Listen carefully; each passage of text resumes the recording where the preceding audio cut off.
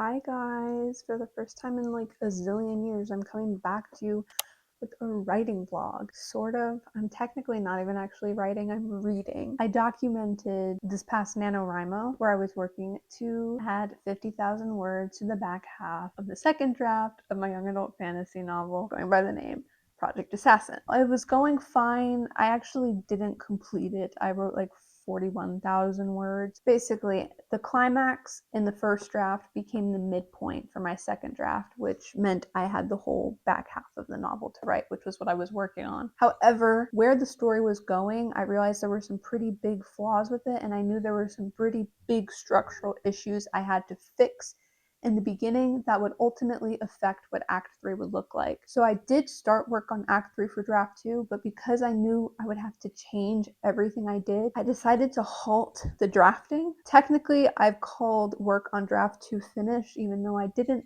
really finish the draft. With that being said, I did print off everything I had for this. I have a notebook stuck in there as like I'm rereading or reading this draft. It has come to 107,000 words.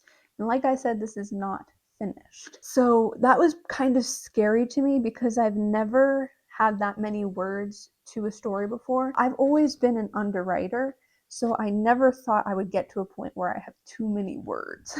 So that was very scary, just knowing that those were what the numbers were looking like. I started reading this draft a few weeks ago, I believe, but I've been distracted and I haven't finished reading it because, I mean, it's over 400 pages worth of material. The good news is, which actually kind of sounds like bad news, it's kind of good news and bad news, the earlier section of this book is so much exposition, and you would think that I would have like figured to not do that since this is the second draft, but no. No, apparently not. I did read recently The Fantasy Fiction Formula by Deborah Chester, which has been very helpful in me understanding more so about how to build a scene. Kind of the way I've always written, I'm just kind of like going at it. Like I understood the idea of a beginning and a middle and an end of every scene, but with the book by Deborah Chester, she was talking specifically about scenes, must have a scene goal, which, yeah, duh, probably everybody else realizes that. Not me. I just didn't really keep that in mind very much. Knowing now that I think I want to make my scenes more honed and focused with clear scene goals to get the action going, that is something I've realized in my rereading this, which I haven't finished yet, but especially in the early stuff, there's like next to no action at all. It's all exposition and interiority, and it's like, I know I need to fix that. Whether it's a good idea or not, I have been kind of re-outlining while I'm reading it. Like I've been making scene cards with the fantasy fiction formula. She explains about scenes, but then she also explains about sequels, which essentially in a scene you have your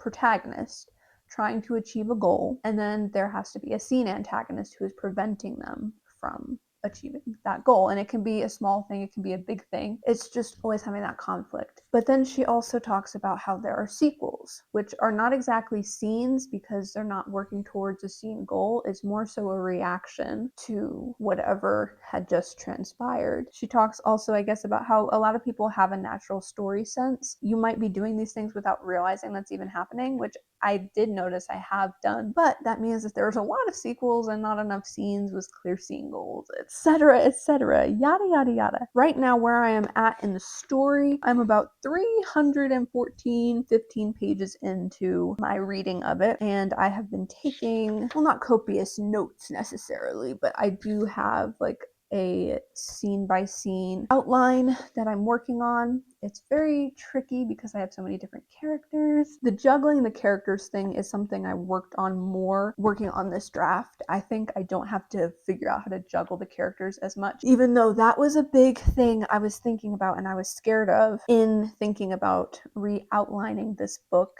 to make a drastically different draft 3. Essentially, there are 6 points of view in this story, which is like the biggest no-no in the world, but I love an ensemble cast, and this story, I couldn't imagine it not having the ensemble cast, even though that book I was reading, The Fantasy Fiction Formula, was strongly urging against ensemble cast, especially for beginner writers, and I completely understand why, because it is a nightmare. But I know This story is like the story of my heart, and that's what the story requires. However, I did have to like have a moment like, am I going to have to kill some darlings here? Am I going to have to cut POVs, like keep these characters but cut their points of view? And I very, very strongly was considering it. And I was trying to think, well, who is the character who gets the most attention? And what made it extra difficult is because I've had one character who's been the mainest main character, and I've been thinking she may not be the best one to focus on, which means I'm shifting the story to focus more from this other character's perspective. Now, it's kind of tricky. All of these characters operate as a group. It's kind of like the group is the protagonist. So I did start outlining what it would look like if I did just choose one character and keep one point of view for the story, and really, it just does not work. I want to keep the story about 100,000 words if possible. If it lingers more around 115,000, then it is what it is, but I do not want it to go above that. I think around 100,000 words is kind of what I'm hoping for. My plan is to finish reading this, get a decent outline in place, put it away for a little while, not for like terribly long, I don't think, but a little while. And then I think I'm going to look at one of my other projects, but that is for another video, another time, another writing vlog. I have a printer and I have lots of paper. So I printed this myself from home. When you go into Scrivener, there's a compile option, and I printed it as a manuscript. I mean, I guess I can show you the first page. This page isn't even going to be in the story, the way it's being structured. So it's printed double spaced. I have it in Garamond. That's just the font that I enjoy writing the story in. But yeah, so double spaced. This is well over 400 words. I'm currently in Act 2B, and probably what I'm going to be doing in terms of the outlining is going to get a little hairy. This was a struggle because I was having to combat the desire to restructure during NaNoWriMo, which I think I did. My vlogs from that time will say if I did or I did not. In my notebook, I have a line for what I want that scene to be, and then I put whether it's a scene or a sequel, and then I also have on the other side just noting what beat it is, like save the cat. I have a little star in place for my main character. There's another thing about this story which, crazy to say, I always struggled to define a clear antagonist for the story. There are antagonists, but they're not really revealed until later into the story. They come up later. So from the get-go, I don't have like a clear antagonist that is preventing the protagonist from doing what she's trying to achieve. That is when I realized my main character kind of antagonizes everybody else. So that was the main character for draft 2. So with draft 3, I'm shifting focus to one of the other characters that is a lot more thematically relevant, if I'm honest. So the one who was initially my main protagonist kind of serves more as an antagonist. Not the Voldemort of Harry Potter, but like the Draco Malfoy of Harry Potter. It's interesting rereading this, especially where I'm at now, because these are the words that are fresh from November. I want to finish reading this today, hopefully. In case you're at all curious about what my scene cards look like, I will show you. I have made scene cards in the past, but basically I just said whatever happened in that scene, and now I've shifted it a little bit. I'm really just following what I saw in the fantasy fiction formula book. I put the main character's name at the top, and then whether it's a scene or a sequel, I put the scene goal. Okay, this is actually not a very good example because it looks a little different from what I did usually, but I have the scene goal, I have the resolution. Did they achieve their goal? Apparently, from what I understand, it should always be no, or if it's a yes, is a yes, but. And then on the next line, I just record the characters and the antagonist or antagonists. Usually the order that I have it in is scene, goal, resolution, antagonists, characters, but on this card it's in a different order. Something interesting about how I'm re-outlining the story now, from all I've ever heard, from all writing advice ever, they're like, don't do prologues. Prologues, just put them right into the action. But the way this story works, I can't exactly put you right into the action because kind of the whole point is that there is no action.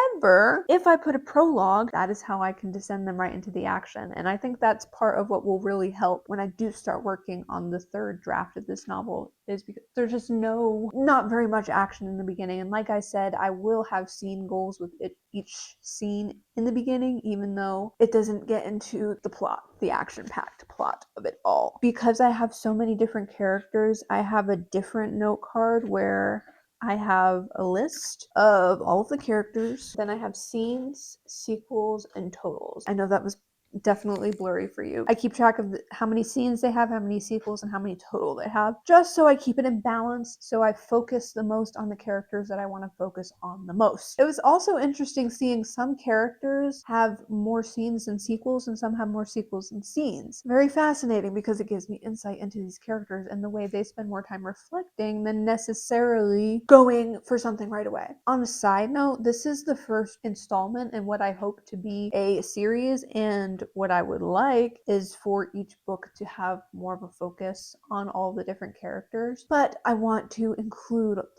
all of their perspectives in all of the different stories, just shifting main focus. So these scenes don't completely line up with the scenes in this draft too, but they're pretty close. Just not in the beginning. The beginning has a fair bit of tweaking. And I anticipate where I'm moving into now is going to have a good amount of tweaking. Anyways, let's get to work.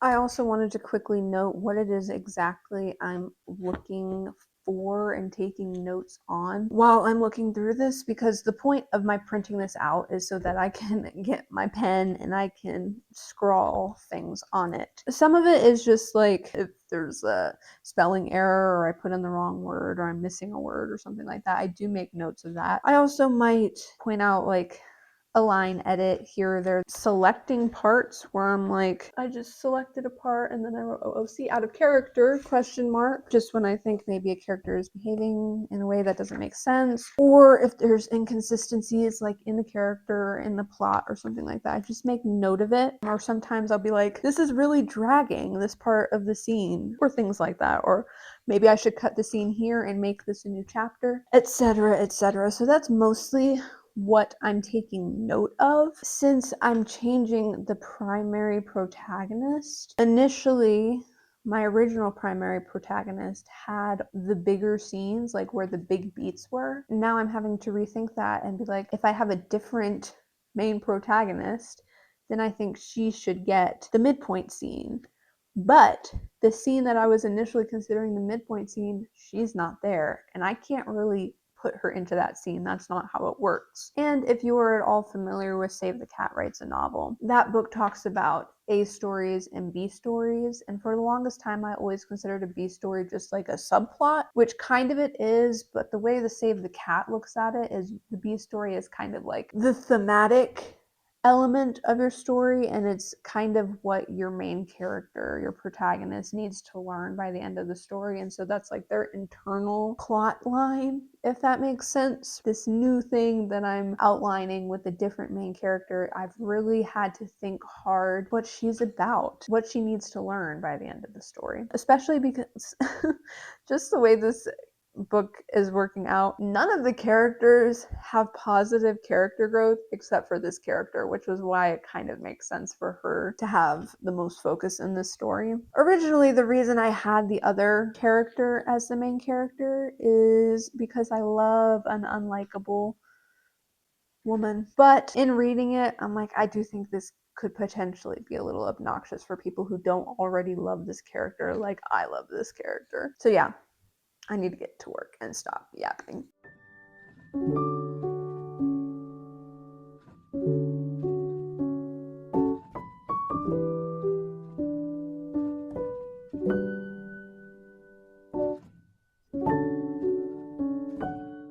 Something I'm finding particularly interesting about this section of the book is, like I said, these are new chapters that I hadn't written until this past November. I'm realizing the resolution to a lot of these are, yes, they're achieving their goal, which doesn't doesn't allow for very much conflict. That's something that I'm going to need to change a little bit. What I think is interesting about them is more so the character interactions. And I feel like it makes sense to have more focus on that anyway, because I have a lot of focus on character interactions earlier in the book, but I think maybe that's when it's too much exposition, too much interiority. I think you have to get to know the characters a little bit. You have to allow the reader to get that chance before they really care. Like this chapter that I'm just reading, it's featuring two characters that haven't really interacted with each other in the way that they're interacting in this scene. And I find that really interesting. But when I think about what the scene goal is, the actual action, what the protagonist of the scene is trying to achieve, he does achieve what he's trying to achieve. And there's no yes, but it's just like, yeah.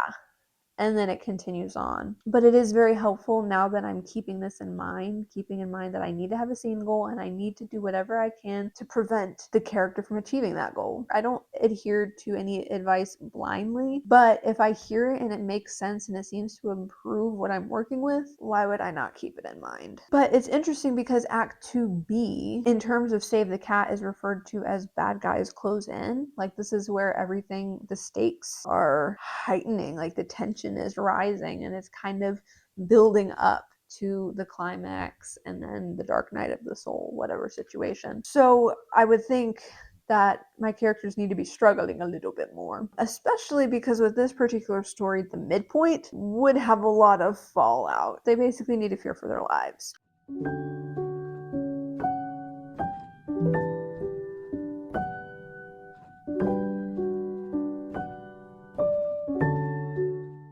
There kind of really is nothing so awesome as when you read something you wrote and you're like, wait, this is kind of good. One of the characters, she has the least page time of all of the characters, and she very much keeps her cards close to her chest throughout this story. But I feel like right here, like just these few couple of pages, literally 3 pages, is when you really get a little bit of insight into her thought process. It's so fun when you enjoy something you created. And even if this story never gets published and nobody else reads it except me, I'm writing it for myself first. I'm enjoying it, even though don't get me wrong, I would love to publish it and I would love for other people to read it and love it too. What's the next chapter? Yeah, this was a chapter I was looking forward to writing because it did not exist. None of where I'm at existed in the first draft, and so there were a couple of scenes I was excited to write for the second draft, and the next chapter is one of those.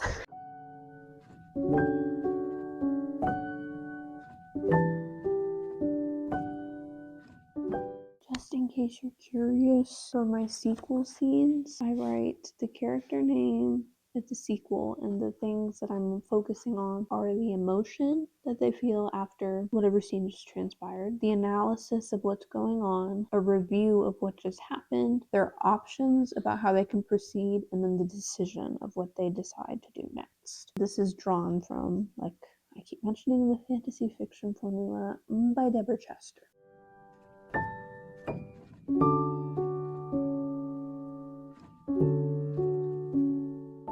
Good morning, guys. It is the next day, and I don't know why I said I wanted to finish reading the rest of the draft yesterday, because I'm lucky if I can read 30 pages, let alone 130 pages. So I read until page 359. I'm getting to a point where, well, like I said, it's kind of hit or miss. Some of the chapters I'm like, wow, this is really good, and some of it I'm like, eh. But something I'm finding, which I think I kind of knew, but I thought I had fixed it in this second draft. My one character who I'm planning to make the main character in draft 3, I knew that she, out of all the characters, has a lot fewer POVs in this section of the book. But I thought that I had made a lot more chapters for her. I think what happened is she has a lot more scenes towards the very end of Act 2B, moving into Act 3. So there's like a high concentration of her chapters there. But there's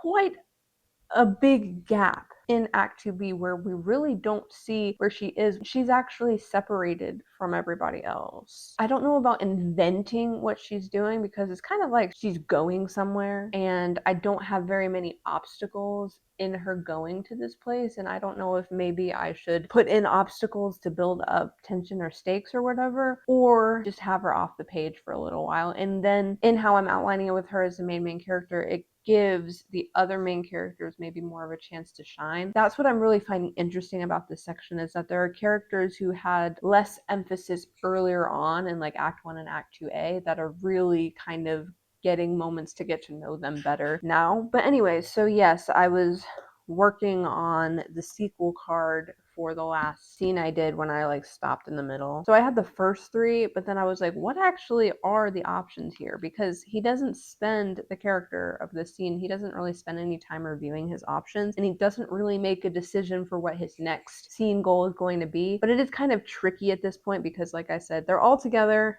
except for the main character, the new main character. And it's kind of switching from point of view as necessary. So he's not getting a scene right after this sequel to be like, this is his scene goal. It's more someone else is going to get a scene and they're going to get their scene goal, if that makes any kind of sense. So building up for him what he's going to do next doesn't really matter because we're not going to see what he's going to do next. We're going to see what another character present is going to do next. I think typically when you move into Act 3, Act 3 is like, if you look at Save the Cat, it's like in Act 1, your main character has a problem. And in Act 2, they're trying to fix the problem in the wrong way. But as they move into Act 3, they finally learned the lesson or the theme of the story, and they're finally fixing it the right way. And it's like the most proactive part of the story. But for this story, I know when I was drafting it, the break into 3, moving into Act 3, it's kind of like a whole new break into 2 because they're just reacting to their environment because it's a new situation that they're kind of put into. So it's kind of a tricky thing.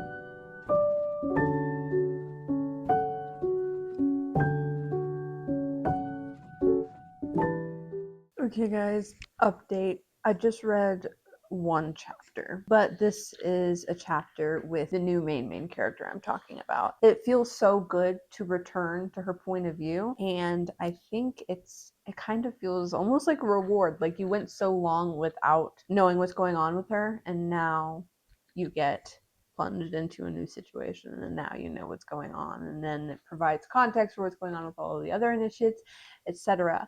Initiates. Yeah, anyway, you don't know what I'm talking about. I think that what I was just talking about is not actually going to be a problem. And now we're going to move into the next part. And this is where I feel like it's getting juicy because it's the end of Act 2B, moving into Act 3. Kind of things are all coming together / falling apart, and yes, I'm excited for it. Okay guys, I have to leave for work shortly, but just an update. I finished reading the rest of this draft, which it's not completely rewarding feeling. It stops actually in the middle of a chapter. It's the end of a scene, but this last scene is like not really that good. So I have a couple of chapters into Act 3 is when I stopped working on the draft. I can definitely see why I stopped because it's like kind of was losing my way a little bit. Knowing what I know now, learning about the idea of scenes and sequels, if you want to apply that method, I think that is going to help me figure out how to fix these chapters. The POV characters in a scene are not the one with the actions. They have some insight, and that's why I'm giving them that particular point of view scene because it's interesting from their perspective, but they're not the most active character in that scene. So that's something I have to keep in mind, and maybe something I have to play around with and see if maybe I need to switch the POV character for particular scenes, or if I can figure out how to give that character more action in in that situation, or at least make their scene goal more clear. I wish I had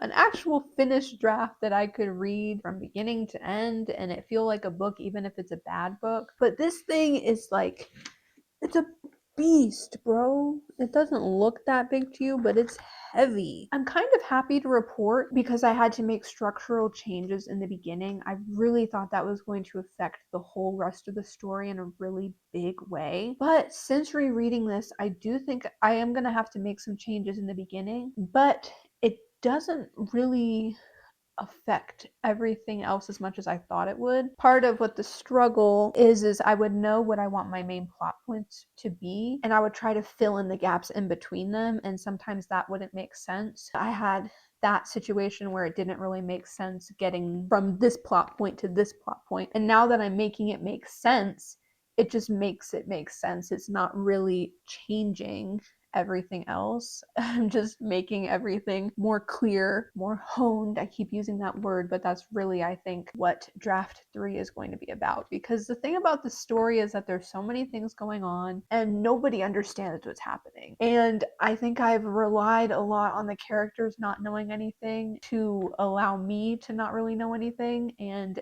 that cannot fly. So even now, when I'm trying to figure out what the rest of Act 3 is going to look like, I don't even know what character knows what, because there's a whole thing like all of these different characters know things that other people don't know, and everyone's trying to trick people and like tricking people that people think they're being tricked, but really they're being tricked on like an even bigger level. It's a whole thing, and I need to lay it out very clearly in my personal notes so that I can make it understandable and enjoyable to read. Doing this, having it printed out, I love having my words printed out. I want to I've seen people like Brielle Writes, I think is her channel, and some other people I've seen like Sincerely V, where they take their manuscript and they get it printed in a book format, and I would like to do that at some point. I just know this is not in a state where I want to do that. Even if I know it's a rough draft,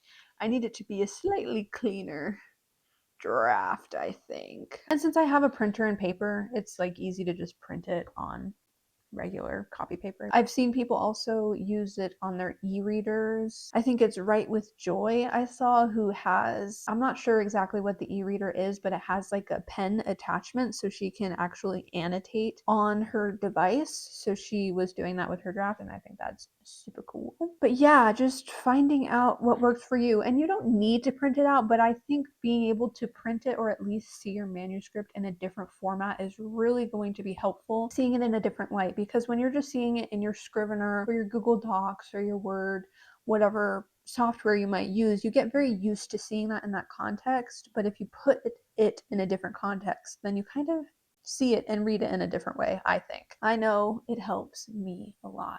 And personally, I just love having physical copies of books in general, just in reading. I think e-readers are great, but I personally tend to prefer to read physically. Thank you guys so much for watching. I think I'm gonna wrap up this video for now. I have been talking about making a video talking about my project more so, like the world and the characters. Maybe some of the plot, I don't really know yet. I keep talking about wanting to do that and I keep not doing that, but that's probably the next writing related video I am going to make, which I'm excited about. But yeah, I have to put all my stuff away and go to work. And I'll see you next time.